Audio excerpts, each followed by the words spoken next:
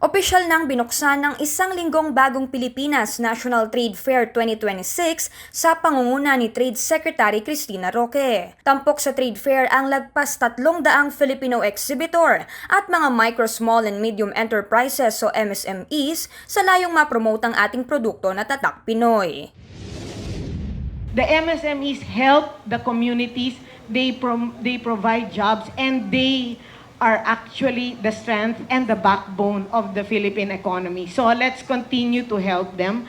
99.5% of the business establishment is MSMEs. 64% of the labor force is MSMEs. So this is a sector that we definitely cannot ignore. Pagpasok pa lang sa Trade Hall, agad nakakapukaw ang upgraded Sustainability Pavilion na nagpapalabas ng Filipino furniture, textiles, fashion at handmade products gawa sa coconut, bamboo, native grasses at iba pang natural materials. Mayroong ding lectures para sa mga aspiring entrepreneurs tungkol sa business development, logistics management at environmental sustainability. Kasama rin ang workshops, product demos at cultural performances para mas mapalalim ang pagkilala sa kultura at tradisyon ng bansa. Binigyang diin ng DTI na malaki ang kontribusyon ng mga nagdaang trade fairs sa market reach ng produktong Pinoy, hindi lang lokal kundi international.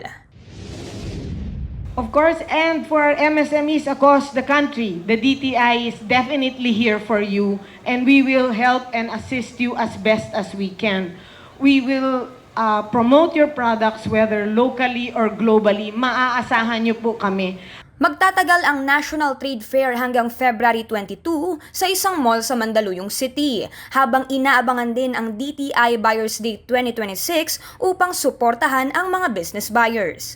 Para sa totoong balita sa Bagong Pilipinas, Cristal Ramizares ng IBC News para sa 13 sa tanghali ng Congress TV.